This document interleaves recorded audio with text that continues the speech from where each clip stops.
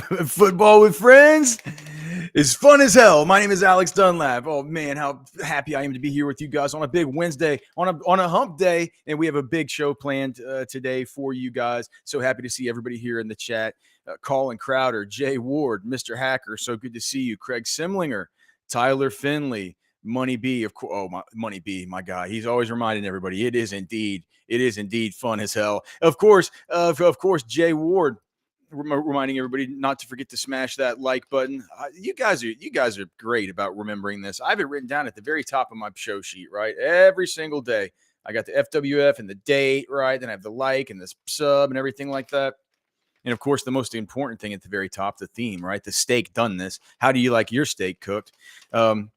But I never remember to ask for likes and to subscribe to the show and things like that, or subscribe to the channel. So if you could please do so. We're at 17,000 something subscribers. We need to get it up to 18K.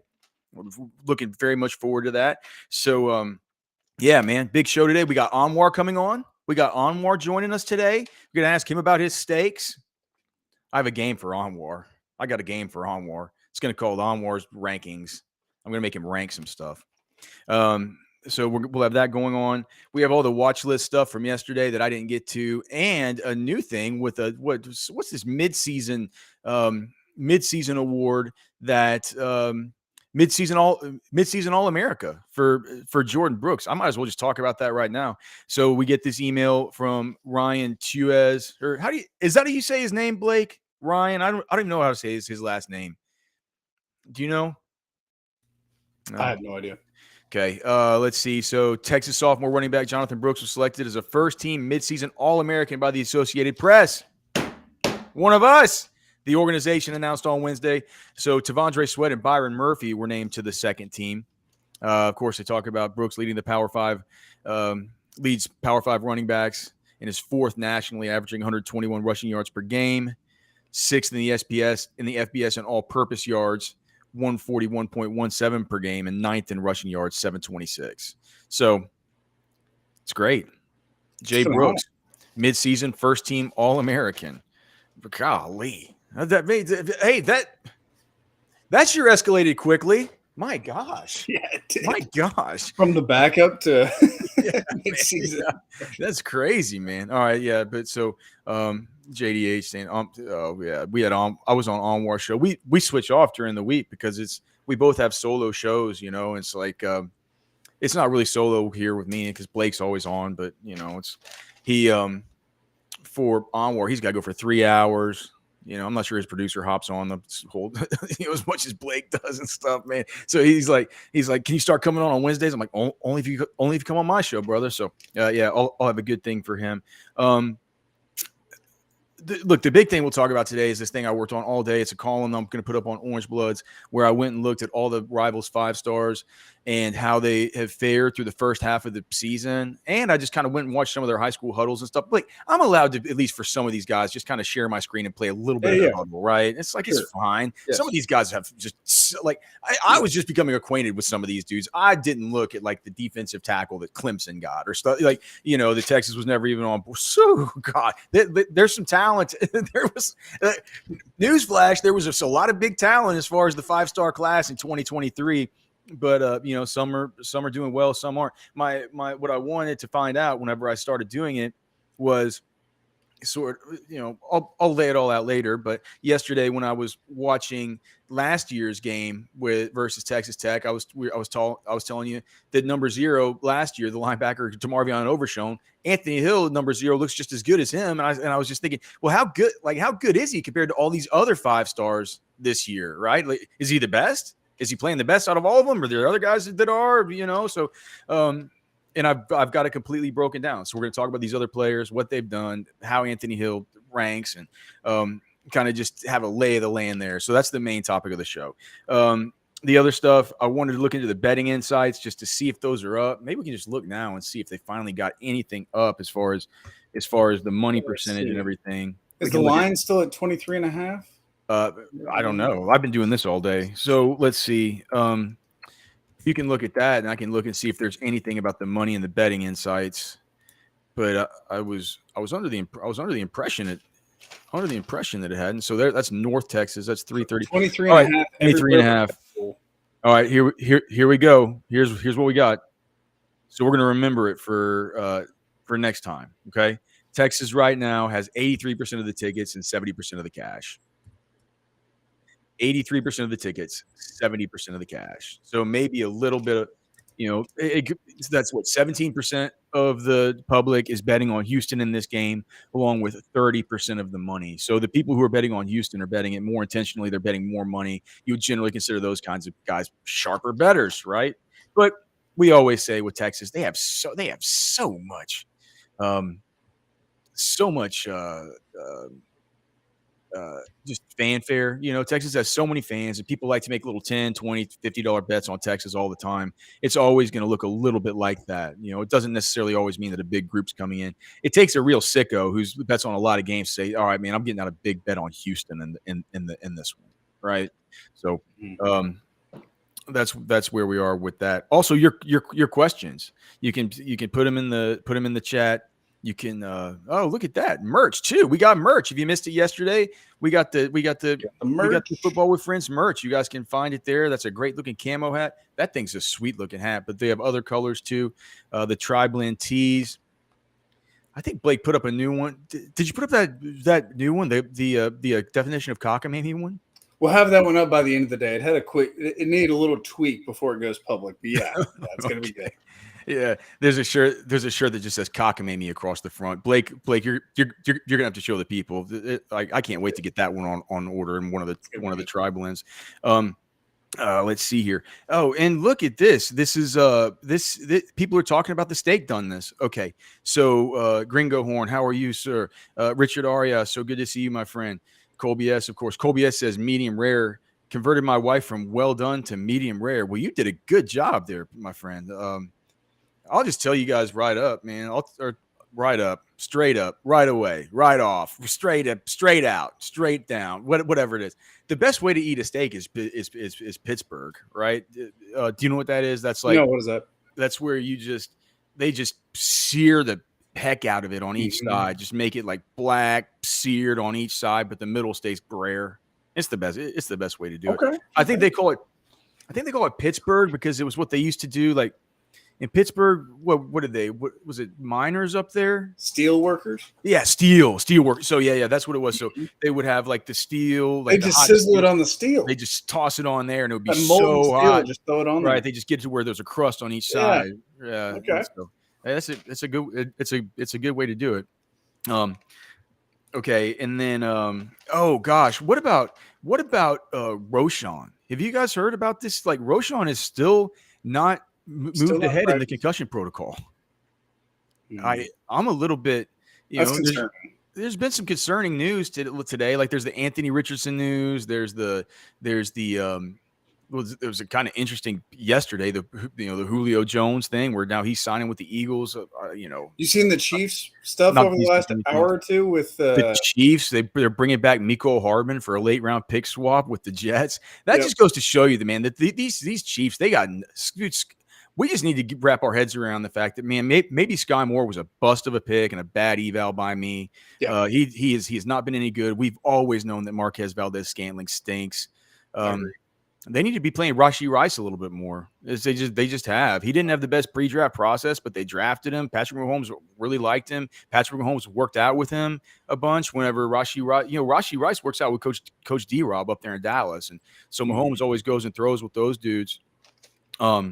They at least had a little bit of built-in chemistry. I'm just like, man, they really got to get the fact that they're bringing back Mecole Hardman to see if he can give them some kind of Tyreek. I've never been a Mecole Hardman fan, but I think they need it. I think they could use him. I'm worried about your Chiefs, man.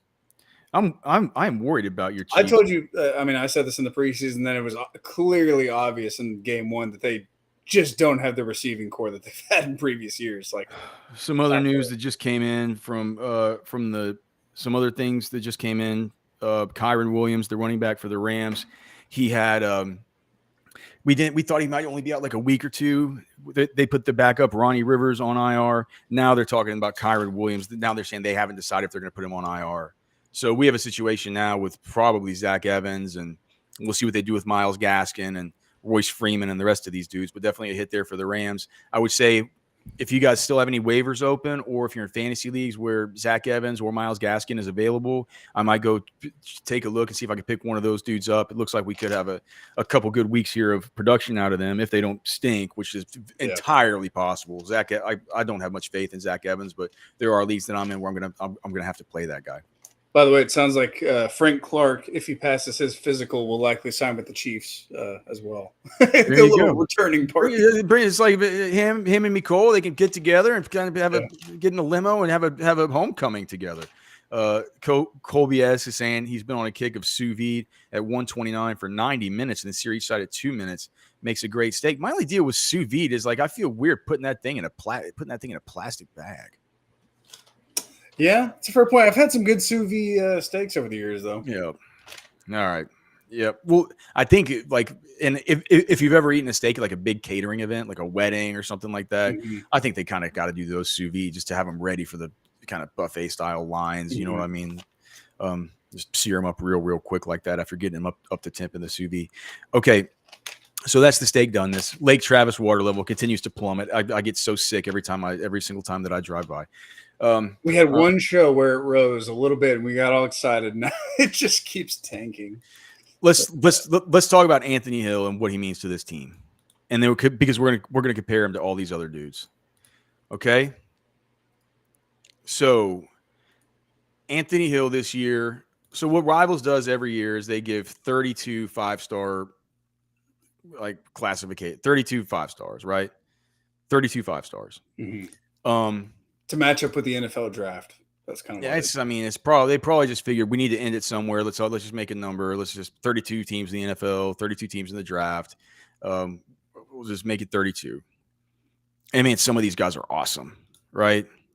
Let me just pull up the deep dig real quick, and I'll tell you so far what Anthony Hill's done and how we can compare it historically to others.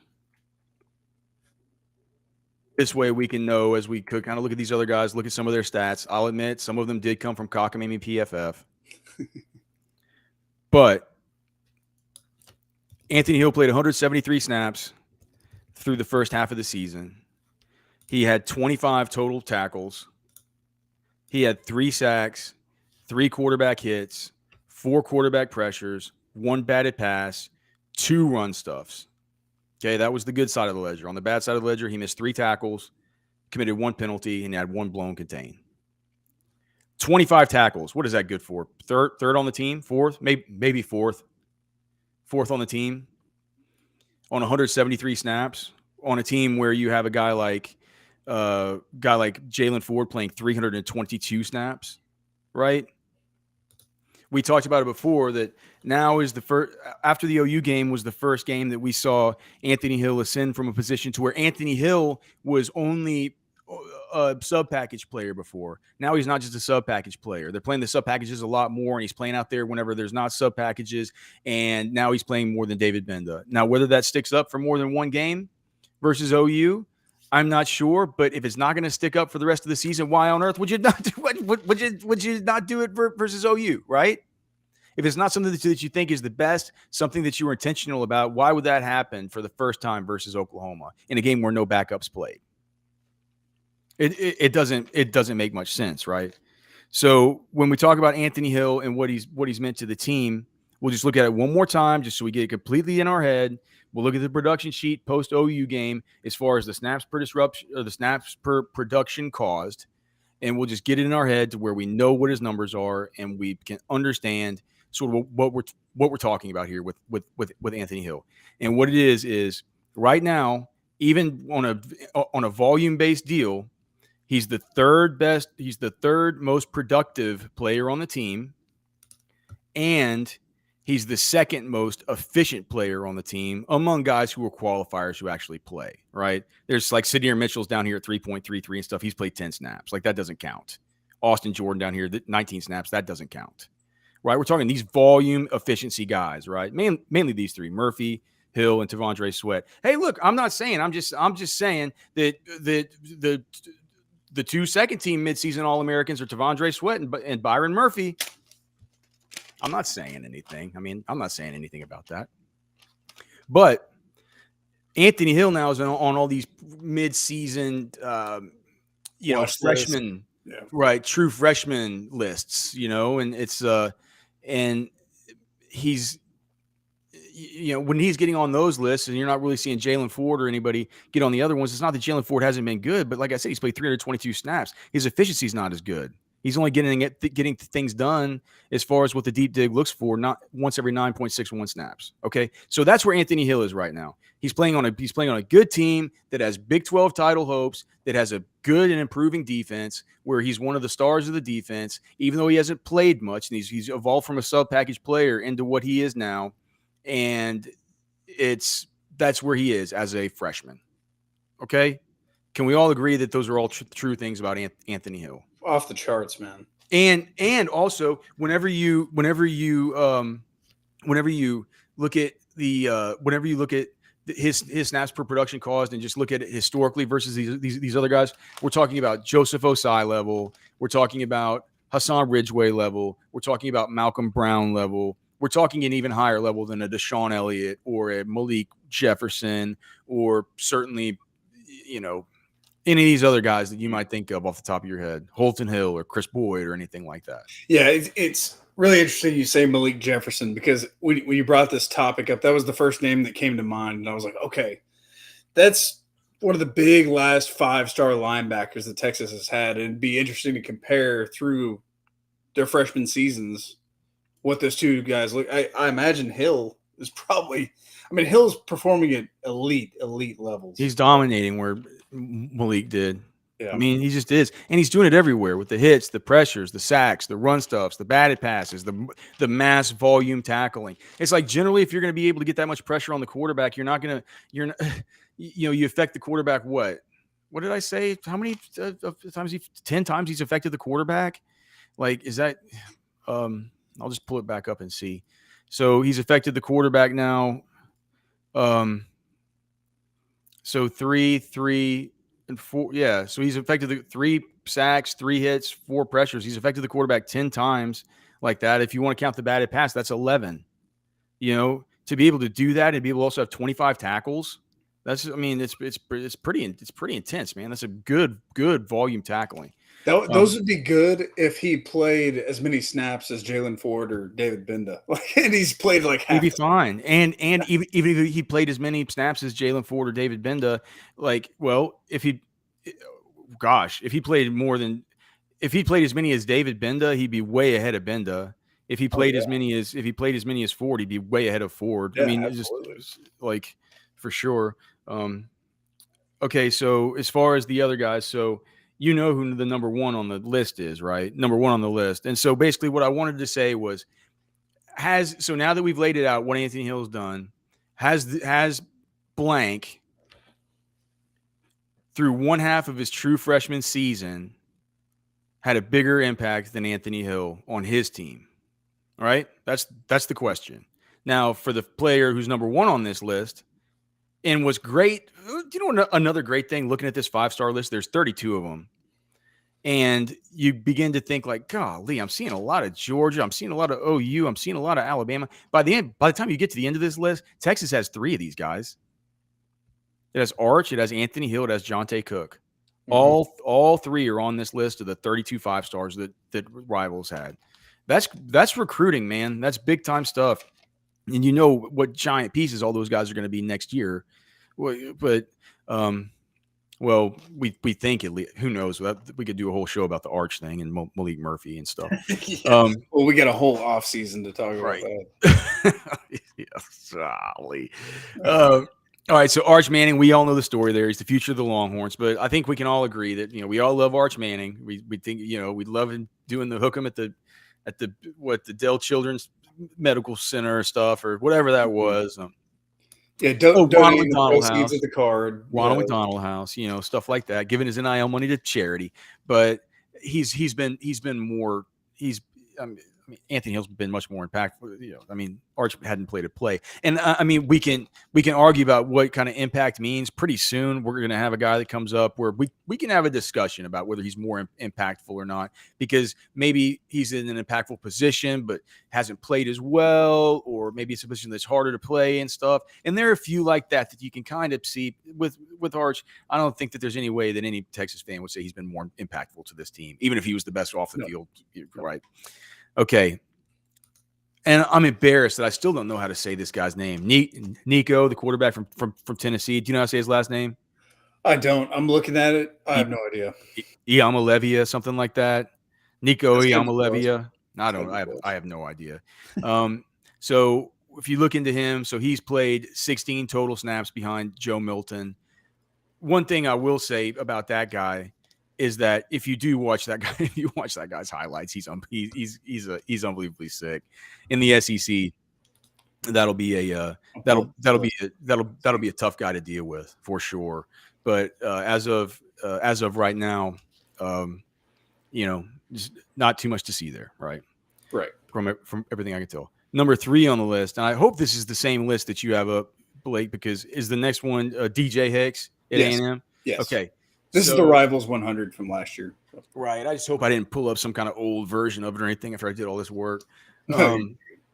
So he's had 52 total snaps this year on a flailing team. He's a defensive tackle. He committed to Texas A&M. Man, and I heard a little bit of y'all's show with Catch earlier, and Chad, when you were talking some of the when I was driving I had to drive back to HEB to go pick up this stupid medication from my doctor physical, and talking about Texas A&M and stuff. Was Chad on? Is Chad is down on Jimbo Fisher? Is everybody else? What is that guy's vibe right now?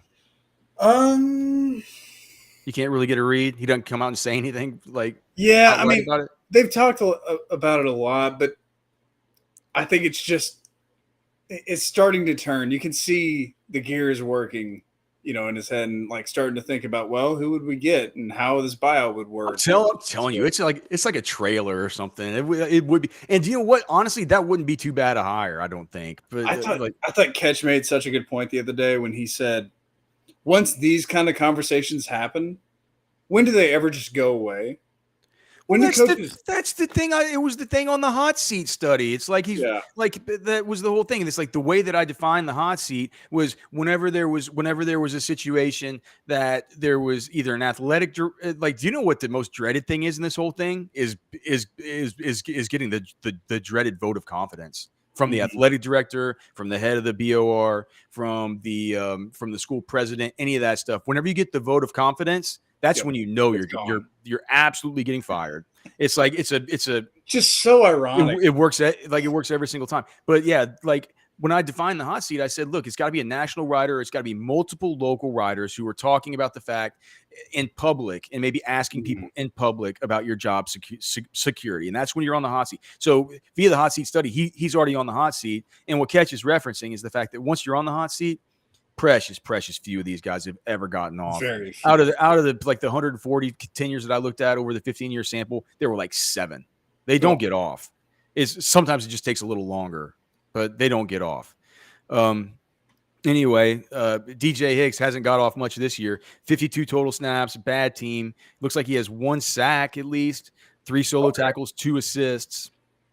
If that was all that we knew about, I'll bet you I figure even if he has a run stuff or something in there, maybe a couple run stuffs, I just figured he'd probably be in the deep dig somewhere between like an 8.67 to 9.37 type of guy as far as his snaps per production on 52 snaps. So not terrible. So a quality start. I wouldn't. Yeah. No, I mean, I think that, and he's another guy that like I made sure to some of these dudes. Some of them I didn't go watch their high school huddles. I wouldn't watch most of their high school huddles because I wanted to understand how this stuff goes. And I mean, he's another guy that's like a really, really good. I mean, just a really good player. I think he's gonna be fine. Oh, Jay Ward has a good question here. Do you think Colin Simmons will be as much of an impact as Hill has been in his freshman season? Yeah, I do, because I hold Colin Simmons in higher regard as a recruit than I held Anthony Hill. So I mean, I guess that's the only thing. That's the way that I see it. He also plays a position where Anthony Hill is getting schemed up to be able to work kind of as that flex linebacker off the edge, over those B gaps, getting penetration upfield and stuff. Colin Simmons is just going to line up on the edge every single time, right? And just go do Colin Simmons it's things. not some special scheme. He just goes in and he gets after the quarterback. Yeah, and it's funny, man. You see these clips of what's his KJ Ford, the 2026 kid that they just KJ Lacey. The 2026 line, the guy from Duncanville. KJ Ford, I think, because he was playing on some of the same snaps as on the other side of Colin Simmons, and it's just fun. It's funny, like they just kind of showed a few of his highlight snaps, and even on those that weren't even like supposed to be focused on Colin Simmons, it's like Colin Simmons is still just so awesome. You know what I'm saying? Just even on ones where it's not like you're just singling out his best, he's still just whenever he's just playing. And I can't believe we're mentioning the class of 2026. Yeah, it makes you feel old. Yeah, golly, makes you feel old. The other thing, so it's low volume, but like I said, off to a promising start. I'm not here bashing DJ Hicks or saying he's no good, right? I'm just saying that over the course of 52 snaps, almost one quarter of the snaps that Anthony Hill has played, he has not been he's just hasn't been as impactful or as efficient. We got 32 of these guys to get through. We'll compare to the top three. Haven't compared with Anthony Hill yet. There are going to be a couple. There are going to be some harder discussions, hard talks, hard discussions, man. We come here for hard talk sometimes, but we also have an easy, simple. It's just a simple, smooth talker coming up right now. His name, of course, is Onir Richardson. We're going to get to that next. This Orangebloods recruiting flashback focuses on one of the best recruits from the Charlie Strong era, wide receiver Devin Duvernay. Duvernay was one of the top prospects that the Longhorns signed in the 2016 recruiting class, but his pathway to the Longhorns was as unconventional as anyone in that class or almost any other. The number 52 overall player in the country, number 5 player in the state of Texas, and number 8 wide receiver in the country per Rivals, the high 4-star super blue chip had one doozy of a recruitment. Before he attended a Texas Junior Day in February of 2015, he told Orangebloods' Jason Sukumel that the Longhorns were front and center in his recruitment. Quote, "They're in it. I like Texas. Grew up liking Texas," Duvernay said. "When I've been there, I like them. With the new staff, I like what they're doing. I think the program will be back pretty soon." Yet Baylor, the first school to actually offer Duvernay a scholarship, was always a school that had his attention. It also had his brother Donovan's attention as well, as he made the jump to commit to Baylor in September of 2015. 2 months later, Devin joined him, choosing the Bears over Alabama, Oklahoma, and Ohio State. That's right, no Texas among his initial group of finalists. That was pretty much that for Duvernay, as he signed in February of 2016 with the Bears. But Duvernay decided to explore other options after a sexual assault scandal surrounding the Baylor program and the subsequent firing of head coach Art Briles. It was later discovered that Duvernay's national letter of intent was never properly submitted by Baylor, making him immediately open to other programs. After not having the Longhorns among his original finalists, Duvernay signed with the Longhorns in June of 2016. And once Baylor released his brother, he also joined the Longhorns 2016 recruiting class. When it was all said and done, Baylor's loss turned out to be one hell of a gain for the Texas football program, who added one of the best receivers in school history. No matter what you're needing, Specs same-day delivery can save the day with our Specs app or online shopping. From world-class wines to hard-to-find spirits and craft beers to gourmet foods, delicious snacks, and spectacular sweets. It's Specs. Cheers to savings. Oh, yes, football with friends is fun as hell, especially when we have Onir Richardson joining us here on a Wednesday. Onir, the Specs chat line is so excited to see you, man, and I'm always so excited to talk about Specs. What have you guys been talking about so far, man? I go pick up my kid from school, so I've missed the first portion of the show.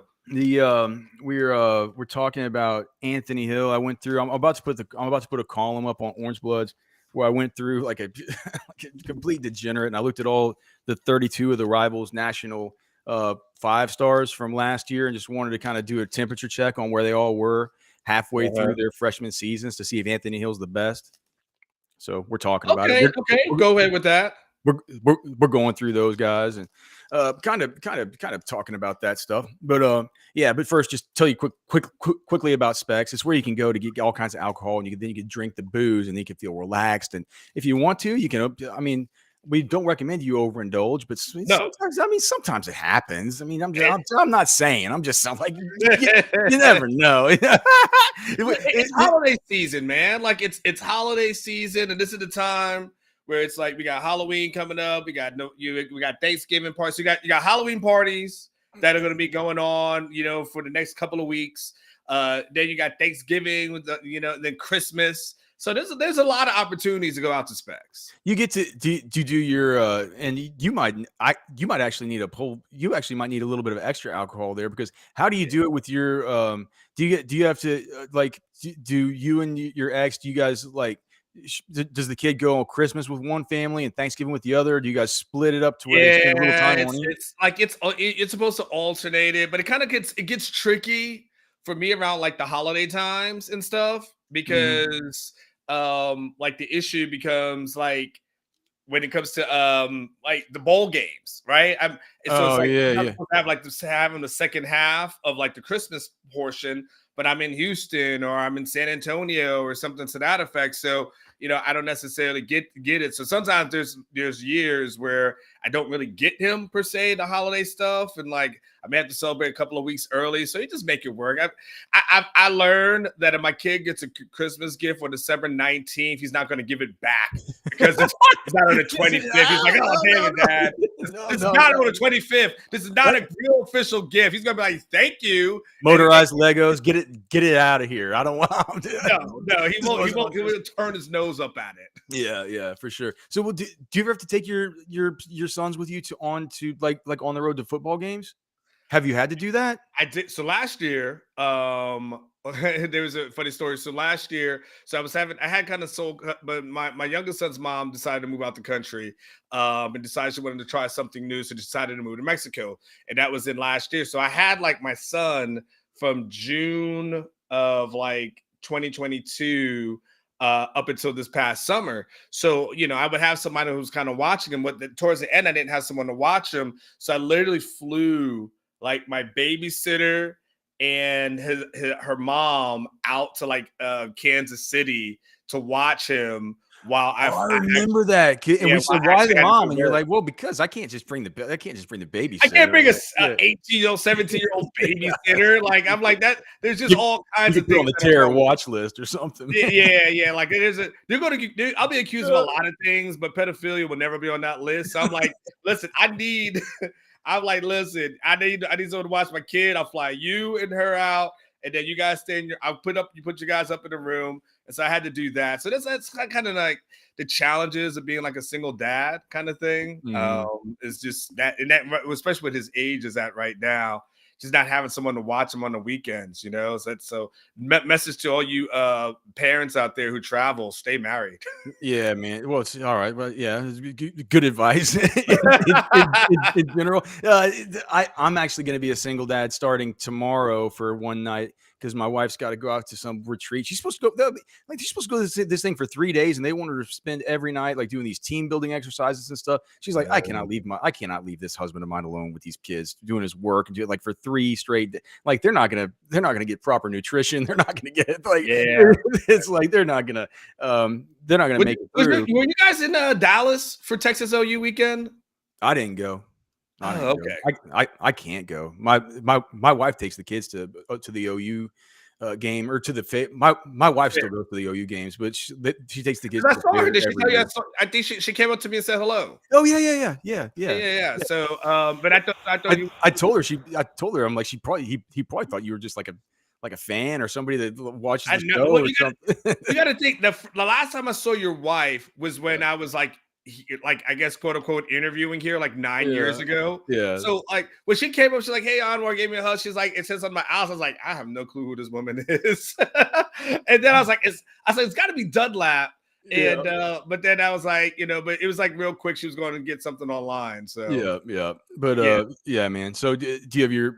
But yeah, so I'm gonna have the kids. Oh, do you know what Blake just told me? I'm a luckier man than you. I'm gonna brag about this. If apparently, what is it, Blake? If is it the Rangers and the Astros that are playing right now, right? And if this thing goes to Game 5, on Friday it's gonna kick off at 3. Not kick off. What is it? First pitch at 4 o'clock. First pitch, Alex. the first pitch is going to be at like 4 o'clock, and like no one will watch the show. No one will watch it. No one will watch it. So you're hoping for a reprieve, is what you're saying. Yeah. So if this thing goes 5 games, man, you guys will be able to watch that and not have to come hang out here on the old Football with Friends. Alex, you're not going to do a watch party for the game and just have everybody watch the game? Like we talked about earlier, Onwar. I mean, at some point I might need to start watching Texas baseball or something to know what to talk about once we get to the offseason. We can only talk about one recruit. We can talk about Ryan Wingo or whoever the next Ryan Wingo is for how long a day. I know, but when those guys but you got to think in that portion of it, Alice, there'll be like 25 kids, and so like everybody would have been signed. So I mean, now you're like, are you gonna do a show on some recruit from Mississippi that they offered? That's your show. It's gonna have to be. I mean, it's gonna have to. I mean, at least for me, the lucky thing for me is that, and like Ketch was talking to me whenever he was trying to get me to do the show, is he was saying, dude, like he's like, you're gonna have stuff to talk about all year. It's like you work all day doing stuff every day, whether it's in season or not, like whether it's NFL draft or everything. Like I'll probably have some of these shows from the Combine or from the Senior Bowl and stuff. It'll be fun. People will probably complain that it's not enough Longhorn stuff. The difference between you and I and Ketch is like Ketch likes to talk though, and like you know what I'm saying, like he loves to talk. Like he loves to talk. Like Ketch can go an hour without taking a break because that's like he's a guy that likes to talk. Like I talk, because I got to do these shows, but for the most part, like I talk when it's necessary. But like Ketch and just talk, So I think it's easier for him because he loves to talk. Yeah. Onward, have you seen our new bit that we're trying to roll out on House Divided, which is 10 topics in 10 minutes? And I have a timer up on the screen. And so they have 30 seconds to try and get a topic, like state a topic, and then have the other guy respond. And it has not gone particularly well the first 2 days. Have you gotten past 3 or 3 with Ketch? We get through them, but the thing is, so it's a 30-second timer.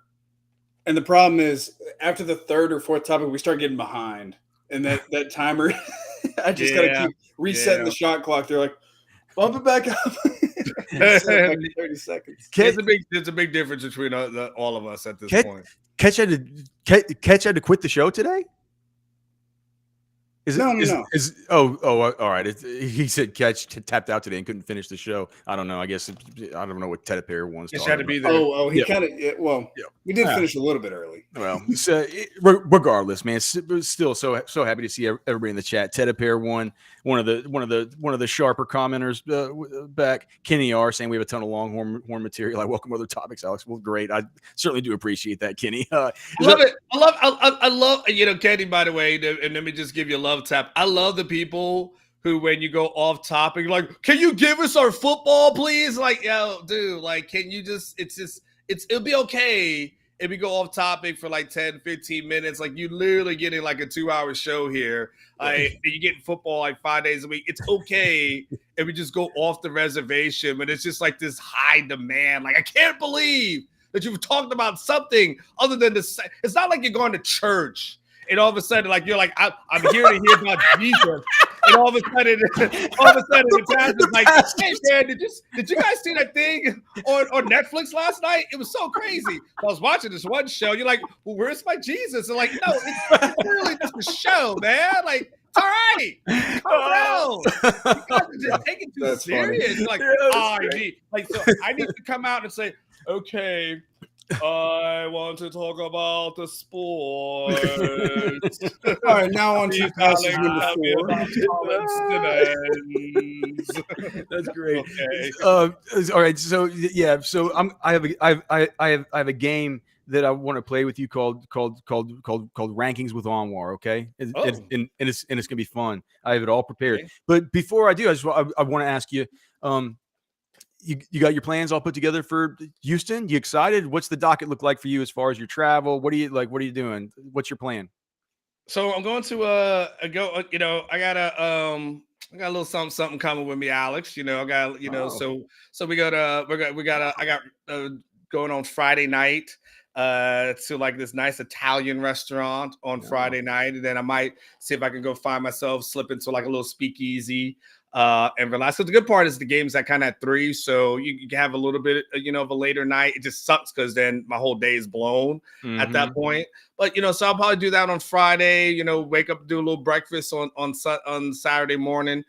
Then the game itself is that's an all day, all night affair. Wake up and finish up my column, and then hit the road back to Austin. Is your day going to be there with you the whole time you're having to do your writing and stuff? Yeah, she'll be in a hotel. Okay. And she doesn't mind. So she's like, oh yeah, go ahead, right. Got a laptop. There's sign into the Netflix. You just go ahead and hang out, and okay. I'll be back later. Yeah, got it. All right, cool, man. Cool. Yeah, something. Oh, and then what? So, and then the other thing I wanted to ask you, but I guess you kind of answered it. I was like, why did you go to Mexico last week? But I guess my son's down there. Because of your my son is down there. So he's in a city called Merida, Mexico. It's in the Yucatan. So flew into I don't think I had ever really been into Bush Airport. I don't know why, but I've never. So I flew United into Bush, and then Bush over there. It was a good experience. It's a nice airport. It is a very nice airport. It puts DFW to shame. It really does. DFW is like a third world country as far as an airport compared to Bush. Yeah. Try flying into Memphis. That's golly. Okay. Okay. Rankings with Onir. Here we go. You have to rank. I've written down lists of 3 things, and you have to rank them in order. Okay. All right. So ranking. So one through whatever. Yeah. Okay. You got 3 things. Best, okay. The second best, and then the worst. Okay. Okay. Okay. Colin Johnson, Devin Duvernay, AD Mitchell. Colin Johnson, Devin Duvernay, and Adonai, by the way. Adonai, I'm sorry. Yeah. Mitchell. Oh, this is easy. You want me to do 1, 2, 3? Yes. Devin Duvernay number 1, Colin Johnson number 2, Adonai Mitchell number 3. Really? So you're not a giant Adonai Mitchell guy? Nah, not at this moment. First of all, the Devin Duvernay thing. I mean, it was at like 1,500 yards or something crazy like that in one season. Herman just said that dude wears armor. He says he just can't believe him. He's like it's like he puts on armor. I can't believe it. It goes crazy that he had like limited usage for all these years, and then they finally just said, all right, the hell with it, we're just gonna throw him the ball. And so he ends up being, I'm gonna go back to that LSU game and how phenomenal he was in that game. And so he ends up being a 3rd round pick. Colin Johnson, he ends up being at least a 5th round pick, I believe it was, by Jacksonville that year. Had some injuries that kind of slowed him down, but he just got picked up by now he's on the Bears practice squad. He recently just got signed off the street after the last injury he had last year up in New York, and he got waived injured. I like him. And then Adonai, the jury's still out for me. I've seen these mocks, some of them that said have him as a 1st round pick. I'm not really buying that, to be quite honest with you. I think the tape will show that there's some deficiencies in his game and things that he needs to improve in order to take it up to the next level. So, I'm not. So for me right now, Devin Duvernay 1, Colin Johnson number 2, Adonai Mitchell at number 3. That's a no-brainer for me. Foods: fried chicken, ribs, steak. Oh, easy. Another easy one for me. I thought these were hard.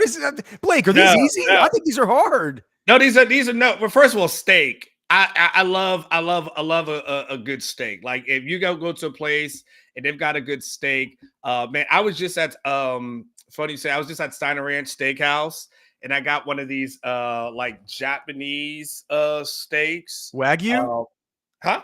Wagyu? Yeah, yes. Yeah, So yeah. where they show you the steak before they make it. Have you seen this, Alex? I've never been to one where they present it to me like that.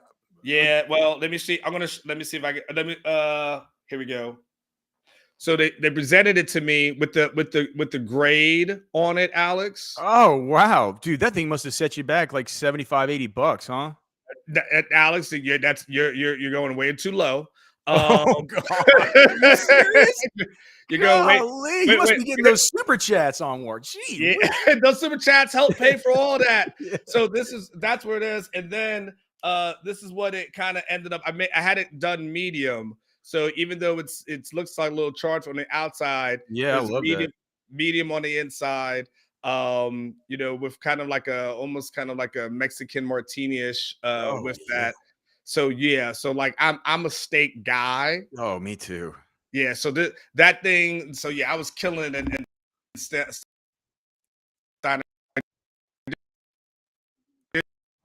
Okay. I,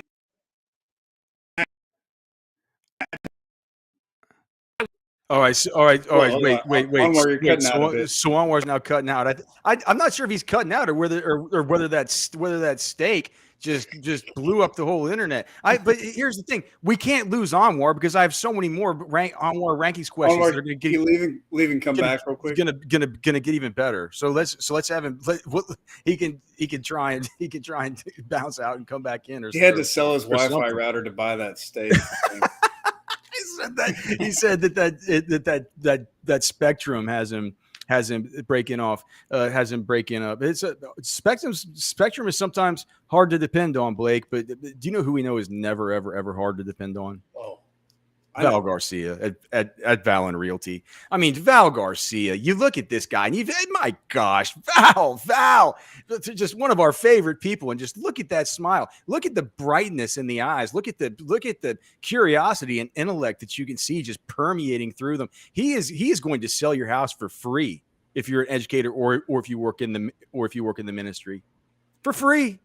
And if you tell him that you heard about him, and you're in the DFW area, anywhere in the DFW area, it's a giant metroplex.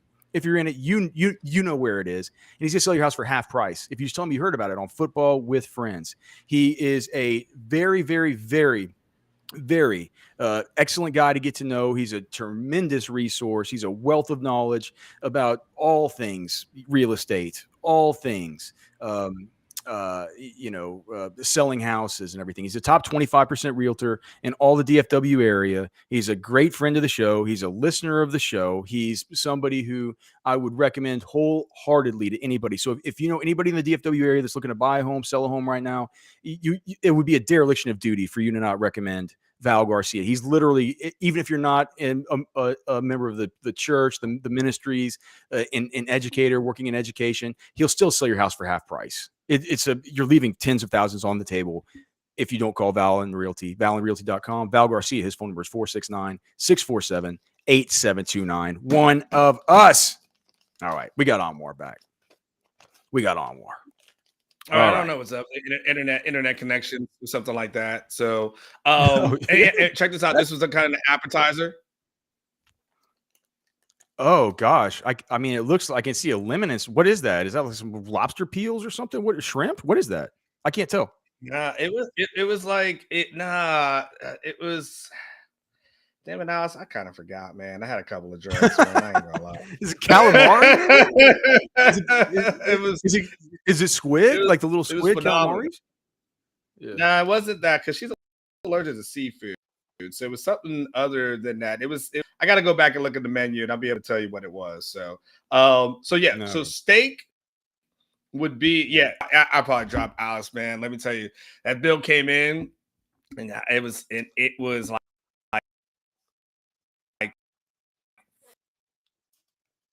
it was enough to stop him in his tracks. It dropped on that one. So am I lost on the internet again? a little bit, but now you're kind of back, but you're frozen. I can't really tell. I don't know if you're really Blake. Is he fine now? I think he's fine. I think we're good now for the moment. Okay. All right, we're good for the moment. I mean, I'm connected to the Ethernet, so that doesn't make any sense. So what about anyway? Where do ribs though in and chicken. So I'll take the chicken over the ribs. Okay. There's a place up here right off of 620 in Anderson Mill called Whip My Soul. They have an amazing soul food place. They got amazing fried chicken there. I could totally do, Popeyes. They got some ghost pepper wings, by the way, that are pretty good as well. So and I'm a wing guy too. So, so kind of, I know it's not really fried chicken per se, but unless it's there. And then ribs would be number 3 for me. Like ribs is not something I would do on a regular. What? Yeah, it's not something I do on a regular. Huh. I mean, it's just I love ribs. Don't get me wrong. I love ribs. A good rib, not those Memphis ribs that are just all about the sauce over some like average meat. I mean like some good ribs that are here in Texas. So I like those. But if you ask me like today, like, hey, you just need to grab something to eat. Am I going to go out to like Rudy's to get some ribs, or will I go out to like a Popeyes or something? I'd probably go to Popeyes. Fair enough. All right. How about this one? Based on their personality, rank these 3 Texas coaches on personality alone. Personality alone. Okay. Sark, Herman, Charlie. Oh man. All right. I think this is a good one. I'm going to go Herman number 1, Charlie number 2. Herman number 1, really? He had the best personality? Yeah. This guy did a double finger birds to an LHN camera. This is the same guy. I would love to give those guys the bird too sometimes. Yeah, I mean, of course, for way different reasons, right? This is the same guy who was headbutting players with who had helmets on. This is a guy who came off a bus holding a baseball bat, right? But this is a guy who who grabbed like the sledgehammer and ended up being a gift because he tried to knock down part of the locker room, and then it ends up getting flung backwards. Like Herman's personality, like there were more gifts of Herman than any of these other coaches. Like there hasn't been one Sark gift that's been out there. Like there's the one with him getting touched, and there's the one where they're kind of touching too much on him in the Alamo Bowl. Yes, exactly. But Herman was kind of like, from a personality standpoint, was a crazy dude. Like he was absolutely like kissing players, all kinds of you're right. You just never knew what you're gonna get with Herman, man. Like, and then because of course you pissed off administration, this and that. Charlie was always interesting because some of the words that would come out of Charlie's mouth would be so interesting and fascinating. But Charlie was also very likable. That was the thing. Totally, man. Totally. Yeah, I mean, just very likable guy. Like even in losses, Charlie was so likable, Alex. Typically, when a coach loses the way that Charlie lost, the media really attacks that person. And they there's no one in the Austin media that ever really pulled out the daggers as relates to Charlie, because he was such a nice guy. And even to the point where even after the Kansas loss, it was more about, well, they're going to have to fire him. But it wasn't like this guy choked. This guy was hugely disappointing. Like, what a big bust he was. This is nothing to that effect. And then Sark is kind of like a coach. There's nothing. There's nothing from a personality standpoint that really stands out for him. The only thing that really stands out for him outside of the norm is maybe his outfits, and that's what his wife picks out for him. So outside of that, he's just kind of a normal football coach, kind of goes about his day. And, sometimes he gets a little snippy with the media, and you never know what will set him off or not set him off, or something to that effect. Usually negative questions are the ones that, if they're poorly worded, might set him off, but you just never know. But yeah, there's nothing like you say to yourself, oh man, like I got to hang around Sark. It's just like, he's just a guy. Yeah. So yeah, those. Yeah, Herman's for personality wise, he's the craziest. A few more of these. We'll see how many we can get through. I know you got I got time. All right. As far as an invention, rank these: the wheel, the printing press, and the internet. Ooh. That now you got into something harder. Like now you've got. I just stumped you. Yeah, no, yeah. Now this is like the hardest part, man. Out because you can't. Okay, you can't have anything. All right, so here we go.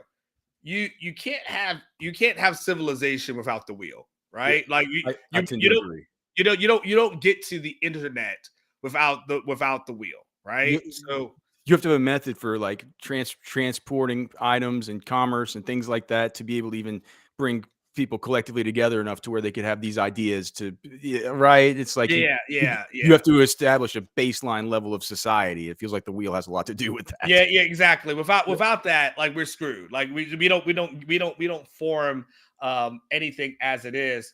I think for me, the printing press would have to be something that ranks number two. Because the internet is full of things that were printed at one point, right? And there's things where you look back at the scrolls and things to that effect, how did those things got transcribed? There's times like Alice, like in the biblical times where it's the Bible was passed down like verbally, right? Until it was actually written down at some point, right? So Oh yeah. so Yeah. you needed certain things to be written down and then saved, right? So without that and without historical documents to know certain things, like how would we know? So I think the printing press would be number two, and then the internet. Clearly, I think that's a number three for me. And clearly, it's reshaped our lives the way we know it, but we don't get to anywhere we are right now. It's like why would you want even have the internet unless you want to find a different way to deduce, your printed documents, right? It like, but there has to be a bigger way than to carry. Remember back in the day, you had like encyclopedias, Oh right? yeah. And if you had money, you had like A through Z. But if you didn't have enough money, you only had like a couple. Maybe had like A, B, and then you just had like the essentials like R, S, and T. And but you couldn't afford the rest. So yeah, Encyclopedia Britannica. Okay. Just a few more. Let's see. Poker, dominoes, cornhole.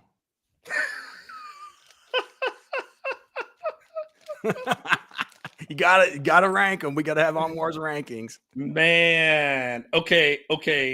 These are is this not personally for my life, or just like how I feel? No, this is Onwar. This is rankings with Onwar. Okay, I want to give you. I'm gonna give you. Okay. So I'm gonna give you. I'm gonna give you this. So this is what I'm gonna give you. So poker, it would probably. It's a tough one because I'm going back and forth between poker and dominoes. It's tough. I'm gonna go. You know what? I'm gonna switch it around. I'm gonna go dominoes number one, Okay. poker number two, and cornhole number three. Fair enough. Dominoes, you play it. A kid could play dominoes, right? And you can play it inside. You play it inside, but you also have like people who play dominoes in the park. And so you can be older and go out there, and especially that's a kind of a popular thing in like South Florida. It's kind of a popular thing for people to do. And so dominoes is a and it's also kind of a teaching tool. Oh yeah. As far as like numbers and adding and things to that effect, and so I would say with that, I think poker has a really good influence, but cornhole is number three. But in my life, for where I'm at in life, cornhole would be number one. Oh, all right, man. Nice. Yeah. So for me. Yeah, for me. Oh yeah, I love cornhole. I'm pretty because once I didn't understand it until I got understood how you add it up and how you score it. Mm-hmm. I like that. And you know what? I like this. It's not on your list, but what's that, Alex? What's that bar game where you there's like the round thing and you push it down this long table, but you also put salt on it? Shuffleboard. The shuffleboard one, like the ones in the bars. Yeah, I love that one. Love it. Yeah, all great. So there's a bar that's off of 620 heading towards your way. On the left-hand side, and I forget the name of it. I forget what I'll think about it in a second. But anyway, I love this shuffleboard place over there as well. I got one: shuffleboard versus darts. Oh, I mean, I probably Shuffleboard. I'm more of a shuffleboard guy too. I But love all darts these is very games. popular, so I want to For throw me, it out. like I can't answer it. That's why I have to have Onward do it. That's Yeah, why we it's do this I thing. don't. I think darts is kind of lame game to me. Like Okay. I think it's a lame. I mean, it's cool, but it's like I don't know. It's like I've never been excited to play darts. Like someone's like, "Hey, let's go play darts." I'm like, why? But the shuffleboard's more competitive and more fun, and a better drinking game as well. So I'm with you. I like the shuffleboard too. I just want to throw it out there. All right, that's a good question though. all right. I'm gonna give you two more, even though I have a few more on the list. You're probably not gonna want to answer this second one, so I'll have one in.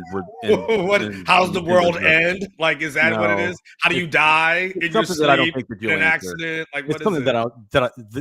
that I don't think that you'll answer. Here's the second to last one. Okay. Rank these: Deontay Foreman, Ooh. Roshan Johnson, Jonathan Brooks. Oh, that's not an easy one, is it? that's not an easy one at all. Okay, well, I mean, Deontay has to be number one, right? Because you win the Doak Walker Award, you've got to be number one. Now it becomes really interesting because here's the X factor with me with Roshan is that Well, what would he have done if no Bijan? well, no, it's more of like he was a hell of a blocker. So I don't want to undervalue what he was as a blocker. And he was an incredible teammate. And there's some variables to that, like being a leader, like especially in this era of transfer portal. Like Roshan could have transferred to most universities and been the starter over there. He told me he prayed and prayed and prayed about it. He's like, I prayed and prayed and got it. I was just came to it that I'm not leaving. I'm not leaving. I'm staying. I'm gonna go Roshan number 2, Brooks number 3 for me. All right. I think if Roshan had gotten the lion's share of touches, he would have done exactly the same thing as Brooks. And when the times that Bijan was injured rather, and Roshan got a lot of touches. I mean, he had over 100 yards. So I like it, and of course year after year. And then there is that, him switching positions and then morphing himself into a really good running back. Like Sure. there's a lot involved with Roshan that it makes me really like him and respect him a lot. Okay. Finally. All right. Rank these 3 members of the Texas football media: Kirk Bowles, Ed Clements, and Jim Vertuno.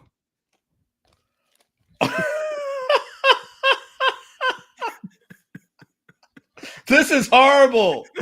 This is horrible. Okay. All right. I'm gonna, but for purposes, I'm gonna go Vertuno number 1. Vertuno over Bowles? Yeah. Okay. Yeah. He just constant professional.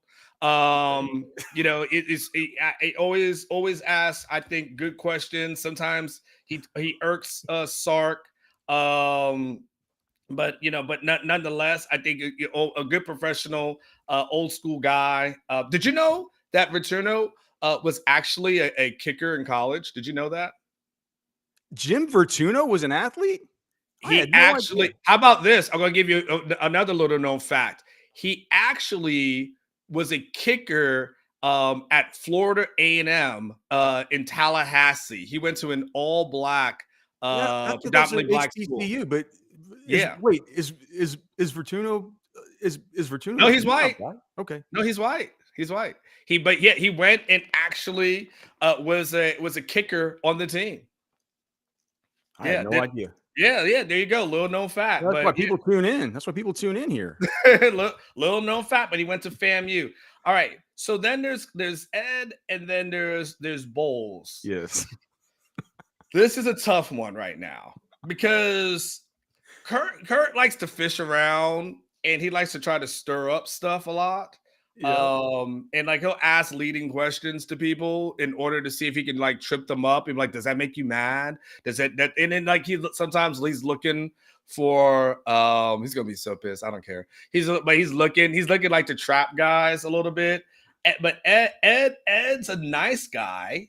But Ed's never really going to ask a hard question. So, Ed's kind of like like Anthony was back in the day, you know, where Anthony would just kind of ask the feel good questions. Oh yeah, old Ant. Yeah, and I like, but Ant had his role, and Ant knew his role, and I really liked that.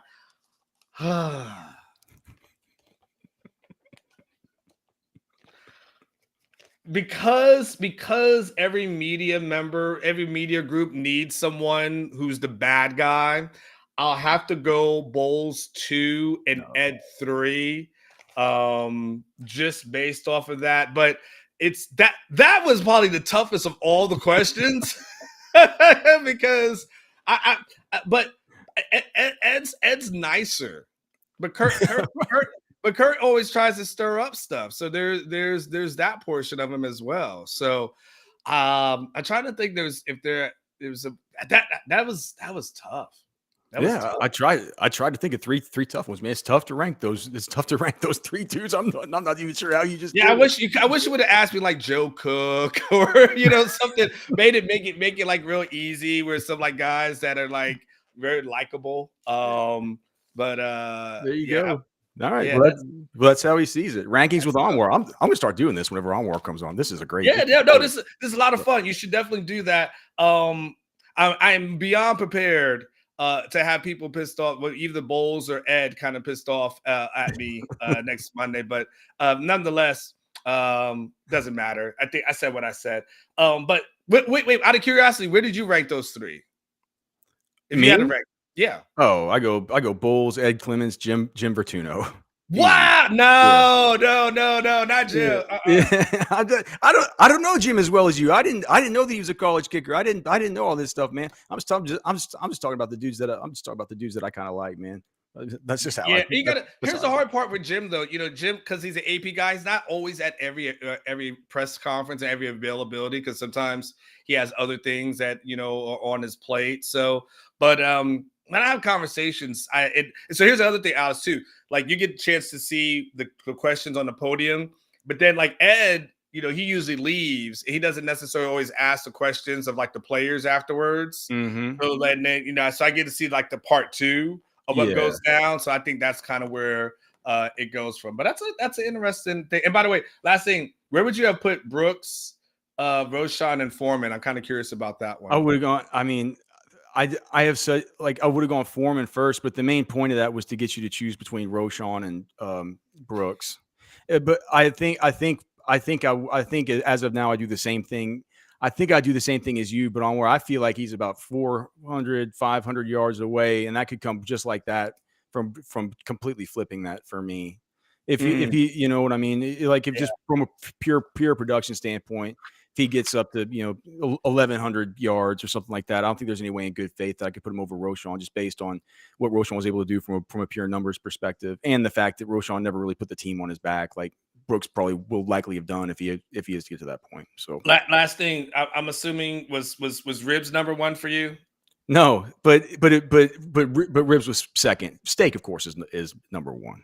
Okay, yeah, that makes sense. All right, that makes sense. And then before you get out, just one last thing. Steak done this. It's the theme of the day. So we already saw you like yours medium, but charred on the outside.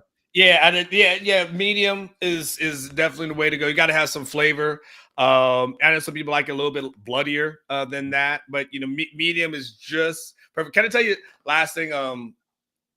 So my mom, several years ago, she turned 70. So I went down to Florida, took her and my aunts to like one of the nicest steakhouse in. I was like, I'm spending, so it does not matter. So I've taken to the nicest place. I'm talking about this place is decked out, man. Man, they got their steaks, and they're all older Black women. They all got them like well done, and the waiter was trying to talk them out of it. It's like, no. Like you have to. They're like, no, well done. Like they're old. They didn't care. They felt like that's how. I was like, well, for this, we could have went to Chili's. If you're gonna waste my money on this kind of crap, that's crazy. So I was like, all right, it's their birthday. It's her birthday. It is what it is. So if that's what they want, man, that's what they want. It is. But it was. Mama gets what Mama wants, man. When especially that's just how it goes, bro. So another time, a lot of it. But Money B understands. Money B, he understands. Money B gets it. Onwar, as always, brother. Thank you so much for coming on, dude. We'll do it again. Alex. next Wednesday. All right. All right, There he see is. ya. Onwar Richardson. You know where to find him. He's got his show here in the mornings. He's all over Twitter. He's over on Orangebloods and has cranking out content over there all the time. We got the rest of the list to get to, the 5 stars. How does Anthony Hill? We got some tough decisions coming up, and I think they're coming up with the very next player on the list. We'll get to that next. A non-NFL takeaway, a non-NFL thought this week comes from two of the most conversed players in all of college football, Caleb Williams and Drake May. Two greats, the quarterback position. Caleb Williams has been comped and tied to Patrick Mahomes. I see a little more Kyler Murray than I do Patrick Mahomes, but that's here nor there. I think it's Kyler Murray with some off-script, off-scheduled ability, upside ability. That's what Caleb really brings. People have called him the best prospect of the last decade. So many people have called him this over the last couple of months. And it's due. Like, he's super talented, uber talented. His abilities in the pocket, out of the pocket, off script, on script, off of 1 foot, jumping in the air. We saw the throws against Colorado. Like, he can do it all. 42 touchdowns, 5 picks last year. But then he had a stinker of a game against Notre Dame. Threw 3 interceptions against Notre Dame. 1 touchdown, 62% completion percentage after throwing for 56 completion percentage against Arizona in what was an overtime win against Arizona. Now, again, we're talking about a team that was blowing out Colorado, won by 7, went 3 overtimes with Arizona, and then got dusted by Notre Dame. And I understand. I'm not going to dig too deep into this. We dug into this on the executive show, patreon.com/executives. We dove into this for 20 minutes. Me and Matty Cuum did. And this is where the conversation kind of begins, but it's not yet ready to be had because it hasn't completely unfolded yet. We've seen the close games, right? They beat Colorado by 7, beat Arizona in triple overtime, lose to Notre Dame big. Everybody knows their defense is incompetent. That's the problem. But Caleb Williams should, if he's the super talent, the super outside of the box player, and again, I'm not saying he's bad. I'm not saying he's overrated. I'm not saying he sucks. I'm not saying any of those things. Special talent. I don't think he's Patrick Mahomes because Patrick Mahomes was not Patrick Mahomes as a prospect. I don't think he's the prospect that they want to comp him to. I don't think he's the prospect of Trevor Lawrence or of Andrew Luck. I just don't think he is, as far as being a consummate professional quarterback. Yes, he has the super talents to do the things that are off script and whatnot. I think he's a good leader. But again, the conversation is going to be had, and I'm going to tie this line together with this. There's already teams that have come out. There's already scouts. There's already people have said, you've read it on Twitter the last month, that people do have Drake May ahead of Caleb Williams on their NFL draft boards. This is teams. Teams have this thought. Drake May ahead of Caleb Williams. And when you pull back the curtain, you go, well, I guess Caleb Williams 6'1" in that area, 215 pounds. You look at Drake May, 6'5", 220. You look at what's worked in the NFL as far as having a pro-style quarterback, a guy that's 6'5", 220 that can sit in the pocket and he can deliver every football all over the field, versus a guy that some teams just don't want to build their offense towards a Caleb Williams, a guy that plays off script a lot and is able to, because you can also get erratic. And you saw that game against Notre Dame where he got erratic and lost.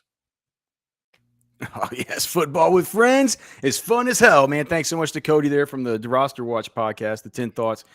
Thanks to Blake for getting that thing cut up for us. Look what the cat drug in. Look what showed up on Jay Ward's game cam this weekend, guys. Things really are actually going great up in Jay Ward's territory. Look at that buck. My God, those Tennessee Bucks. Blake, they look a little bit different than these larger hill country dogs that we got running around out here, huh? No doubt. Nothing on my game cam that looks like that. Golly, look at even the kickers and stuff. It's like, what is 1, 2, 3, 4, 5? That's like a 1, 2, 3, 4, 5. It's an atypical, because wait, that isn't a kicker down there at the bottom of the brow tine, right? So but we still got 1, 2, 3, 4, 5, 6, 7 on one side, 5 on the other. Kind of really, really atypical 12, man. Golly. Good looking. Get that thing in the freezer, Jay Ward. My God. Me and that guy have a date planned very soon. It's an interesting thing to say in the Football with Friends chat. Hey man, it takes all kinds. Hey, one of the things I was going to ask, Onir was, and he would have never been able to answer this, was Breaking Bad versus The Simpsons versus Jackass. Oh, think about how hard that is to answer. I had to get into the question about Vertuno and Bowles and stuff first. I gotta answer.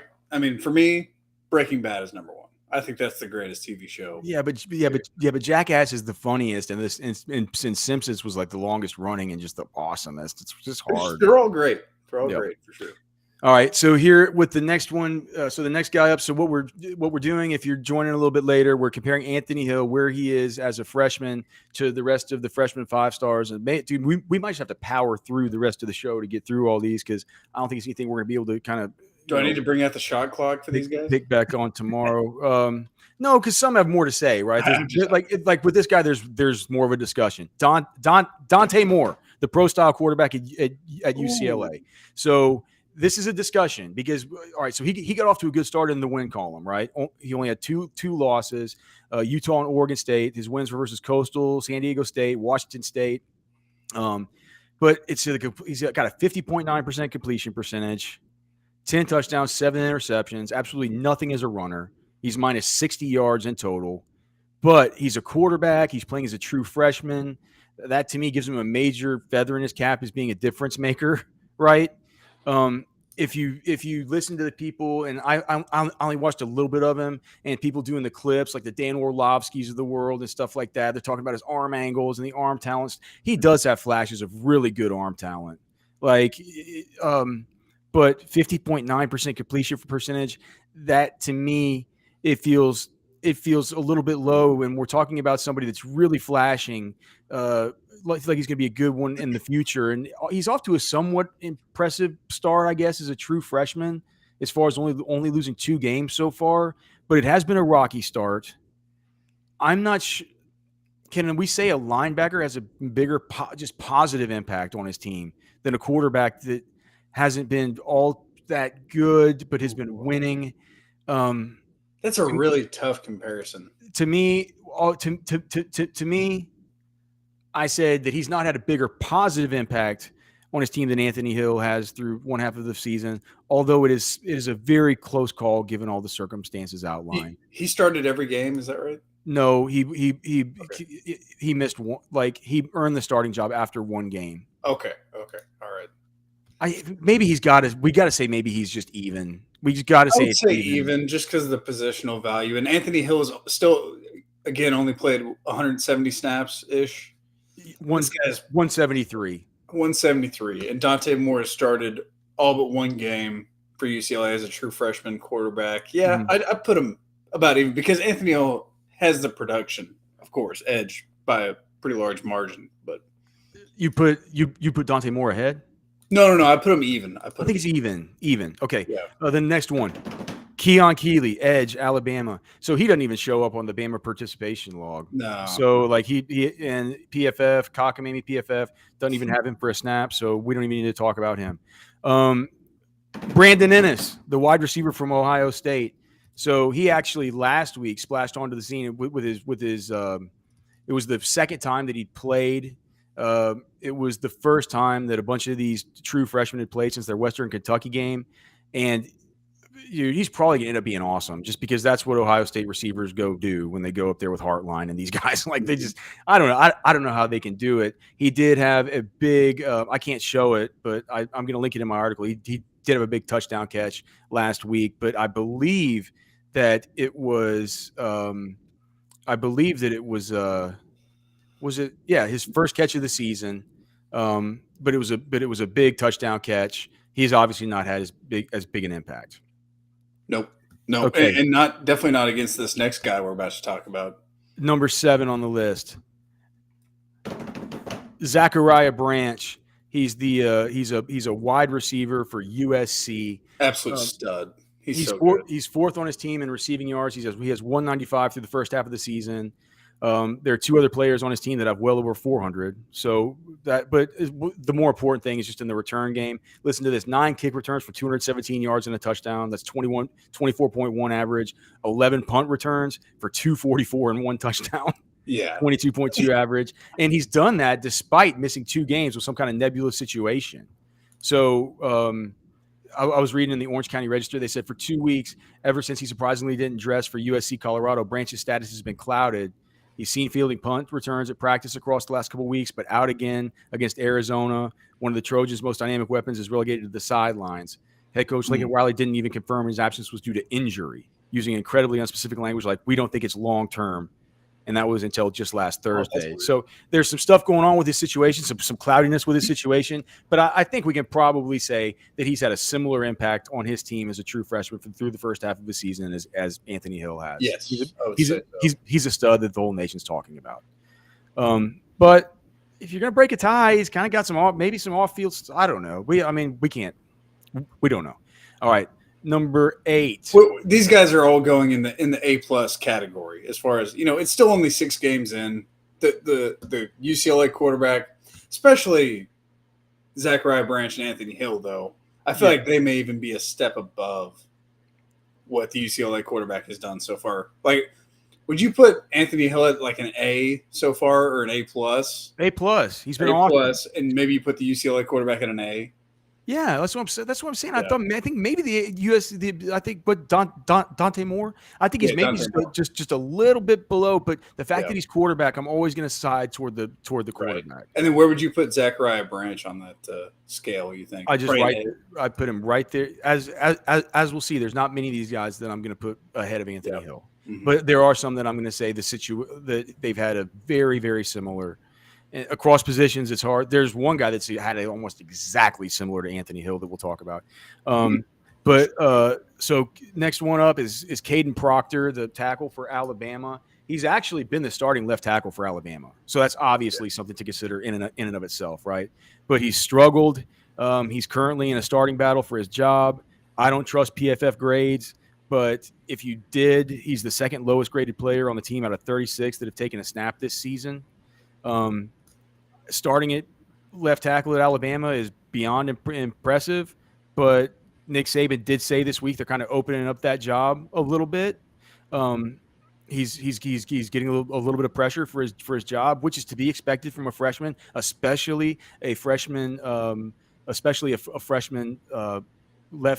left tackle at Alabama.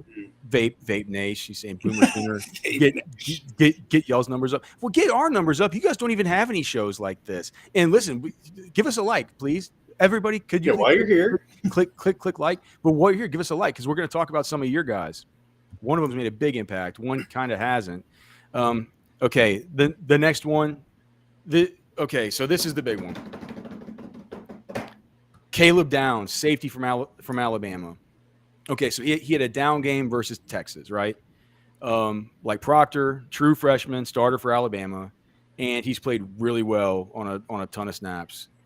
If you look at Cockamamie PFF, he leads the team in tackles. I will say that they also have him for 10 missed tackles, which is 4 more than any Texas player has on the deep dig. So missing a lot of tackles on the back end, you don't really like that. But he's also had 2 interceptions. He's had a defensive touchdown.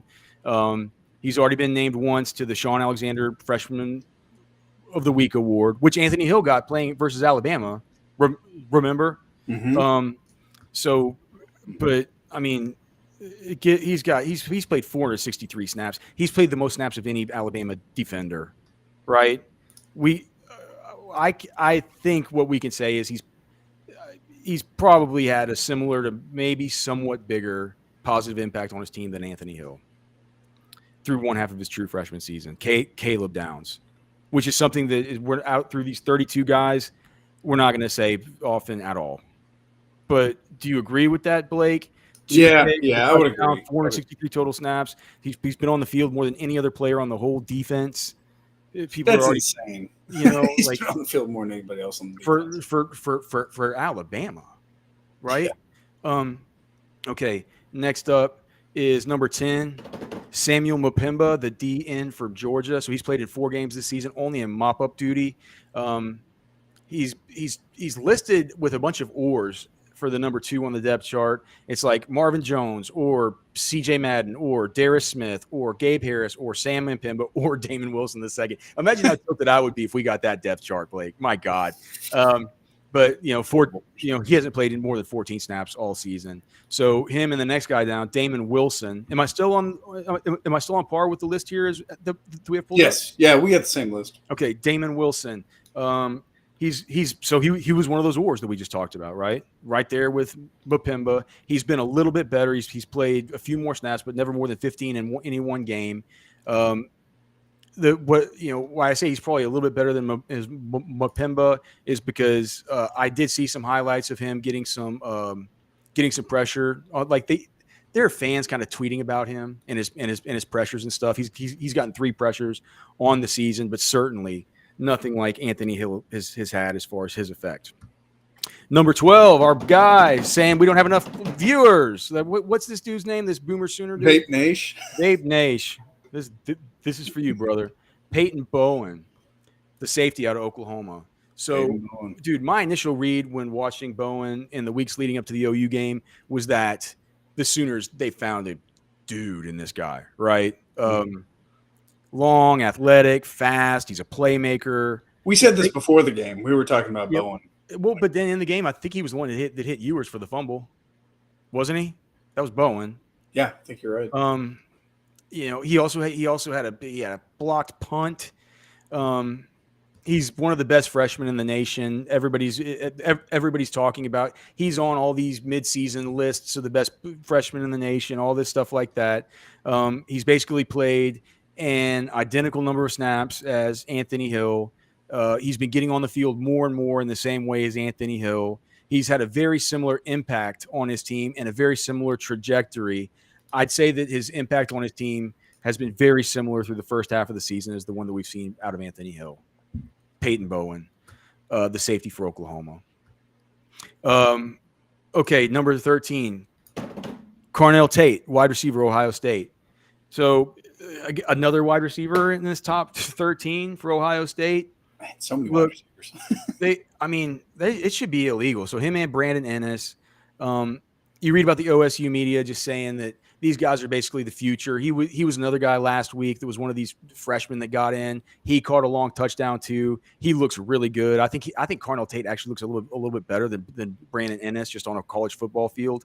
But only 12 targets so far this season, and for now he's a backup. So what can you say? He hasn't had the same impact on his team as Anthony Hill.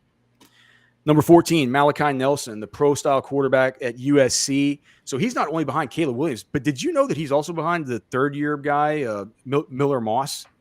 Like, I forgot about him. They're talking about that now. That's a situation where, kind of like Texas fans are talking about with Arch Manning and Malik Murphy, right? They're saying this is no sure thing that Malachi, and they're saying now if Malachi or Miller Moss were our quarterback right now, we'd be 4-3 or something like we wouldn't. This team wouldn't be as good, which is probably right. Oh, for sure. But the thing about him is he hasn't played. He's the third team quarterback. It's we can't compare him to somebody who's played a whole bunch of snaps with a whole bunch of production so far in 6 games. So. Let me show you this dude. We'll just play a little bit of a huddle reel just real quick here. We're looking at Nelson? No. Peter Woods. Peter Woods. Clemson. Check him out, dude. From Alabaster, Alabama. Watch this guy. Watch his. Look at that explosion and that burst, dude. Just unbelievable, man. Just even that one rep, just the ability to just ragdoll this dude, stay completely composed, make a play on the football, and he does it over. This is a whole 3 minutes and 34 seconds of him making almost this exact same play. He does it from the 3 technique, he does it from the 5 technique, he does it from everywhere. He anchors, he gets off blocks, he makes plays. He is this was a guy who whenever if he would have been a guy that look at him out here off the edge, able to break down and just drive through dudes. Perfect body, just really look how coiled up he gets, and look at the explosion that comes through his hips when he comes off the line of scrimmage. Look at the way he can just just the way that he can get off blocks, the versatility to line up at the 3 technique, the 5 technique, whip around, dude, rip, right, rip moves, internal pressure, 5 technique here. Oh, swim inside, like I mean, it's just like, Jeez. look, he's a sick player. And whenever I was kind of doing the work on him, he's a guy that they're crazy about up there. They're crazy about up there. The PFF has him for 138 snaps and has him for six hurries, and for 1 quarterback hit. He's playing about as much as Anthony Hill, right? 138 versus 173. He is he's now on the Sean Alexander Freshman of the Year watch list like Hill. This one to me feels about like Peyton Bowen. He's an awesome player. He's worked his way up into a starter role for them now. Mm-hmm. He has a great pedigree, awesome huddle reel. To me, it feels like Peter Woods, the DT from Clemson, is one that we should maybe have in that same bucket as like the Peyton Bowens and the Dante Moores. I think we could label these guys as the 5 stars that are hitting. Like these are the guys that you can see like, okay, yep, their ranking was verified by their play so far. Jordan Hall, the DT at Georgia. So he's played almost 100 snaps. So like kind of half the number of snaps as Anthony Hill. And to me, that indicates he's more than just a backup, right? Mm-hmm. And if you read the tweets from from UGA, right, from the media types at UGA, they say that almost that exact same thing. Like, look at this tweet. It's like, Jordan Hall earned pre-blowout playing time in his first college football game. So pre-blowout playing time, right? It's like he's playing at least, right? It's not just blowout stuff for Jordan Hall. With that being said, you know, he looks like a future stud for sure, but not that much production from him thus far. So I would say that I'd say that we can say that he's not. I'm not sure that he's he's not a for sure guy that's hitting the same way as some of the others. Mm-hmm. Number 17 is this guy Francis Mauigoa, the offensive tackle for Miami, and he's already the starting right tackle for the Hurricanes as a true freshman. He's already a fan favorite, and if you watch a few reps of him, you'll see how well put together he is for a freshman offensive lineman. Really, really well put together guy. He's just built like these. Sometimes these dudes are just so like. A lot of times it's like these big Tongan dudes you think about. They're so thick, these really, really massive lower bodies. They do just a big power base, right? Look, I can't always trust PFF. I don't ever trust them. But whenever you haven't watched these guys, what can you do? It's like I haven't watched them as closely through the whole season. They have him for 10 pressures allowed, 3 sacks allowed, 1 quarterback hit with 4 penalties. Whoa. So they don't even chart run game disruption. Right, unlike the deep dig, little chart TFLs and run stuffs and stuff like that. But even if we were looking at passing down disruption alone allowed by Malgoa, plus the penalties, so he's played 385 snaps, which is something to be said for that, right? Mm-hmm. He's obviously contributing, but he's given up disruption if we're just looking alone at passing, right? In the passing game, once every 1.83 snaps. And again, that's without taking into account anything with the run game. So if he's anything in the run game like he is in the pass game, I even gave him credit to say, like, even if he's, 66% better as far as allowing disruption in the run game, which I think he might be just because of his style of play, you're still basically eyeballing a guy that's basically a 15 snaps per disruption allowed kind of guy, which isn't going to get it done long term, right? He's been contributing. He looks like a great future stud. But I don't think he's quite had the same positive impact on his team that an Anthony Hill has. He's been a guy. He's a freshman. He comes in and starts. But he's had big hiccups. 100% agree. Okay, this next guy, Cormani McClain, the cornerback from Colorado. All you got to do is do a Twitter search or an X search, I guess, for Cormani McClain. And you'll see that all Colorado fans do is just beg for Coach Prime to get him in more. So he's probably not playing that much. It's the sort of the allure of the unknown as far as that goes. But through 4 games, he's allowed a 72.7% completion percentage, and he's given up the highest yards per catch to opposing wide receivers in his coverage on the team at 18.3 yards per. So he hasn't had the same positive impact. The next one on the list, number 19, Keldrick Falk, the DE at Auburn.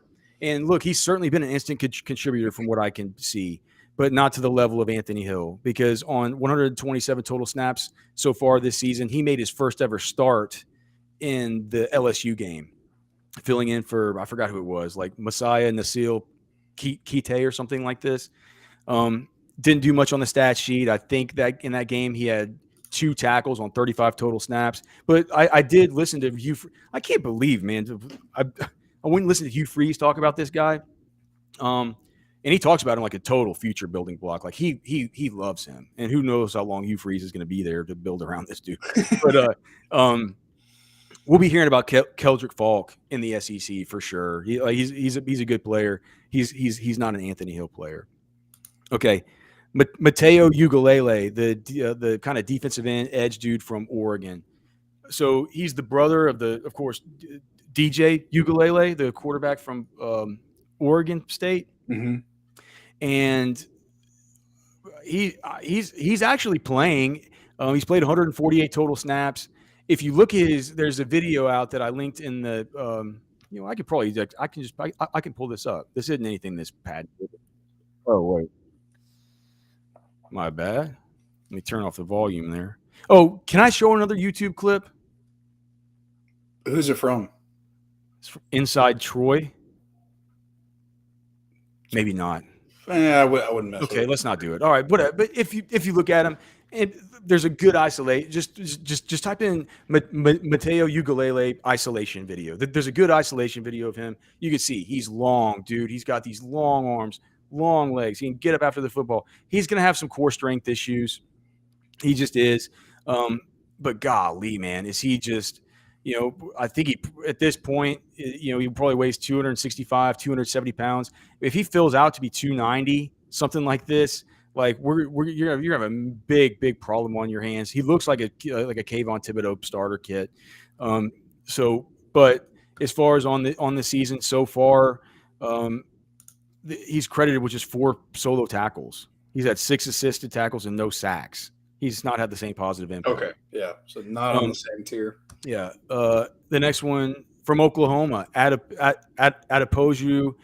Adebawore, the defensive end. So he's the brother of Tomi Adebawore out of Northwestern. And I can show this. You guys will remember this. Or let me just see if I can pull him up on Mock Draftable.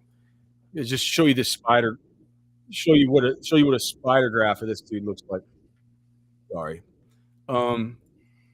It's Mock Draftable. So let me just see if I can pull this up.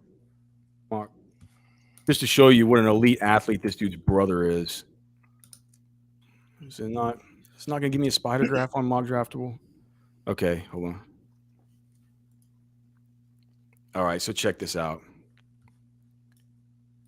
So now this isn't him, right? This is his brother. There was a second-round draft pick last year. Is it sharing it? No. There it is. Is it now? Yes. Okay, 80th percentile bench press, 90th percentile broad jump, 88th percentile vertical jump, 97th percentile 40-yard dash, 73rd percentile 10-yard split. Unbelievable. 6'1" and 5/8", 282 pounds, a 4.49 40. So obviously this dude comes from elite athletic pedigree and stock. But he's definitely not a frontline player like Hill has become. He's played 107 total snaps. Anthony Hill's had 25 tackles. This guy's had 1/5 the total tackles, right? He's had 5 tackles. So he's 5 tackles. Okay. He hasn't been the same guy. Number 22, Anthony Hill. So I think Anthony Hill's probably had the most similar impact to Anthony Hill if we look at all these guys. Jackson Arnold, the quarterback for Oklahoma. So Oklahoma's got what, 3 of these dudes now? 3 that we're talking about? Just like Texas, you got to get 3 5-stars to keep up with the Joneses. Oklahoma had a great recruiting class. As did Texas, but considering where Oklahoma was, it felt like Venables, I don't know, but knocked it out of the park is what he did. He really knocked it out of the park, as did Sark. But Credit to Oklahoma. Jackson Arnold, the quarterback for Oklahoma, so he's going to be a big problem for Texas. The same look.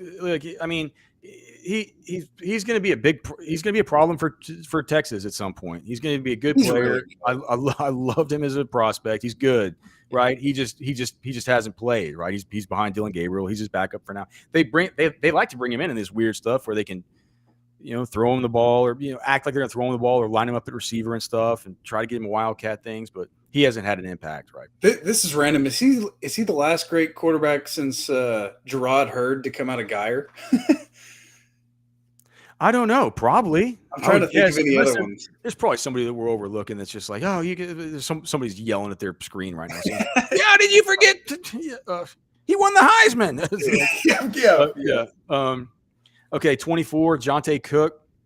So that's it. It's like Jackson Arnold, but it's vice versa. It's like, OU fans are gonna have to deal with this dude for a long time too, right? Yeah. He just had he hadn't had the opportunity this year. He does lead Texas, and what limited opportunity he's had, he's been really good.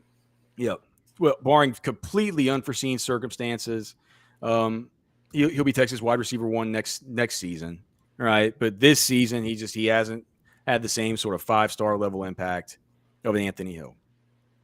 Okay, number 25, Deuce Robinson, the kind of tight end wide receiver. He's playing wide receiver for USC actually, and it's like the guy. What's the other guy's name? Like Karani McClain, the dude for Colorado. Mm-hmm. Yes. It's like you type this dude up on Twitter just to see if you can see some highlights of what he's done and stuff like that. All it is fans chattering about when are you going to get this guy on the field more and stuff. And you can see why. He through the first 3 games of the season, he was targeted three. In those 3 games, he was targeted 12 times. He caught 8 balls for 186 yards. So that's 23.3 per reception. But in the last 4 games, he hasn't even been targeted. And if you look at PFF's charting, they say he's participated in those games because they have him with like pass blocking reps and stuff like that. But if you go to the team's official website, they only have him as a participant in 5 games, not in 7. So there's something weird going on right there. Regardless, he's been on the milk carton since the first 3 games of the season. Maybe there's an injury or something that's had there, but regardless, we can say with definitive certainty that he has not had the impact on his team as Anthony Hill through the first half of his true freshman season. Speaking of milk cartons, this guy got off it last week, 26. Hakeem Williams, the wide receiver from Florida State. He hit 20 miles per hour as a 208-pound wide receiver on a 44-yard gain last week that people were just retweeting all over the place. So that bodes really well for his athletic ability and his skill set. But that catch last week versus Syracuse, it was only on his 3rd target of the season. So it's like he's clearly not had the same kind of impact as a guy like Anthony Hill. But, real quick. Yeah, okay. Here's a couple other Denton Geyer quarterbacks. I don't know where to rank these guys, but Eli Stowers is a more recent one. And then J.W. Walsh, the Oklahoma State quarterback, also went to Geyer from a while back. And who are we comparing those guys to? Jackson Arnold? And Gerard Hurt. We were just talking about Geyer quarterbacks, but Jackson Arnold's going to be the best of all those guys, for sure. Yeah, man. Yeah. I mean, I hate to say it, but it's for all the Sooners in the chat. By the way, man, if you guys could please like the show, click, not just like it. I know if you're here, you obviously like the show, but if you can click like, I would certainly appreciate it. It helps get our numbers up, and they're starting to trend up a little bit since last week, but it definitely helps. So if you guys could do that. Also, if you're interested in anything, you want to contact me about anything, you can do that. Alex@rosterwatch.com. If you want to sponsor the show, if you're interested in any of that stuff. We also have merch. We have merch to sell. Yeah, we got merch. Is there like a link that we could put in the chat? There's that thing. There's there's a tri-blend tee. There's all kinds of stuff that you can go and get. So yeah, you can go there and get that stuff. Thanks to everybody who's gone out and done that, man. It's cool to, like I said, Blake and I aren't really trying to make a bunch of money off this. We just want people to know about the show, continue to grow it, and just do the best that we can to work hard and make sure we're bringing you the best content that we can. All right. This other guy, so number 27, Zalance Hurd. He's just going by Lance now. He's gotten rid of the za. I'm not sure. Oh, he got rid of the za? I'm not sure that I would do that. Zalance is pretty cool. Zalance. It's kind of like a Zalance. It's kind of like the Man, Lance. look at this profile picture too. What does he look like? He's just a big old dude. Look at that. Oh yeah, big. Look at that neck. That neck and jaws. Yeah, man. What a beast of a guy. for sure. Let's see. So he's been filling in for starter Emory Jones at the right tackle, and he's been serviceable. He looks like a good future player. If you trust PFF, which I kind of don't, but if you do, he's only given up one QB hit and one hurry on 132 total snaps, but that's been as a fill-in. He looks like he's going to be good. Mm-hmm. I'm not sure you could say he's had the same kind of positive impact as Anthony Hill. It's got the 3 sacks. It's the monster game versus then the biggest game of the year has his biggest game versus Alabama, national freshman of the week. It's not, it's none of those big headlines. And I understand at the offensive line, you don't necessarily get those headlines. I feel like if he would have started the whole year and had that sort of resume as far as his snaps per at least passing disruption allowed, we might want to talk about him in that same sort of category. So he's close, but not quite there yet. Number 28, Samson Okunlola. He's an offensive lineman for Miami. So he's a backup that's only played 30 total snaps at left tackle. So it's looking like he'll probably be him and what's his name, like Maui Goa, the guy who just had the bad disruption allowed, but he's starting at right tackle with the good flashes. I'll bet those two guys are going to be the future there, kind of the future bookends. But yeah, for this year, clearly Anthony Hill is off to a better start. Okay, so number 29. This is an interesting way to spell Nicholas for sure. Nyckoles. I would have, if you'd have given me 1,000 tries to spell Nicholas, I'm not sure I would have gotten to that one. Nicholas Harbor, the tight end for South Carolina. Dude, like all these guys, his high school tape is just outrageous. It is crazy. He's this big, tall, fast. You just like what? Like what?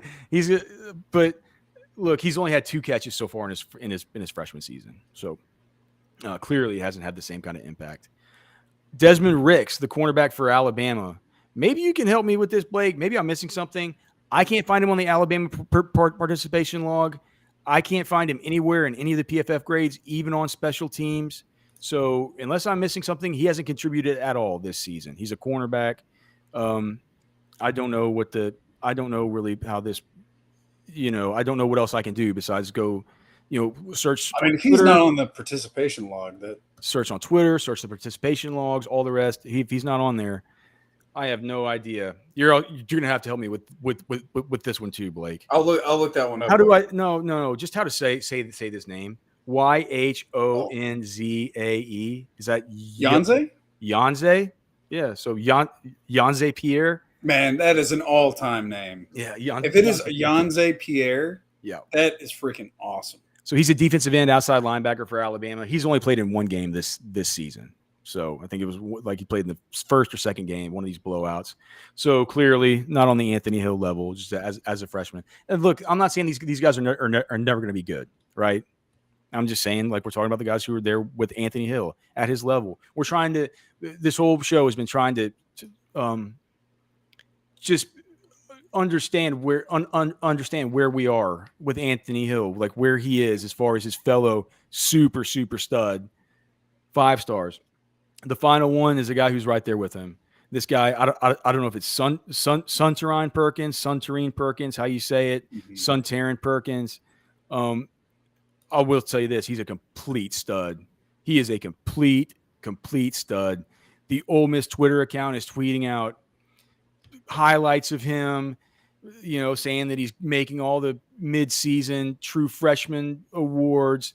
Of course, PFF had him graded terribly for his 2-sack, 2 TFL performance versus Alabama, right? Of course, PFF said that's his worst game of the year. We're going to give him a 46.7. He's had 2 sacks versus Bam, going against JC Latham and these guys. Like, so stupid, these guys. And all he's had 4 sacks, 2 hits, and 4 pressures through the first half of the season. So basically, he's affected the quarterback 10 times, just like Anthony Hill. He has had 24 tackles, exactly like Anthony Hill. He's had 1 PBU, exactly like Anthony Hill. I mean, and it's an identical number of snaps. It's 173 versus 192 or something. I mean, of all these guys, the one that's had the most significant and most similar impact to Anthony Hill this season is the stud Sunshine Perkins, the linebacker for Ole Miss. And that's number 32. That's it. We did it. We got through them. So in closing, that's 1.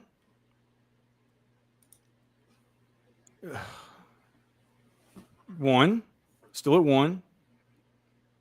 Peter Woods 2. Mm-hmm. Peyton Bowen 3. Caleb Downs 4.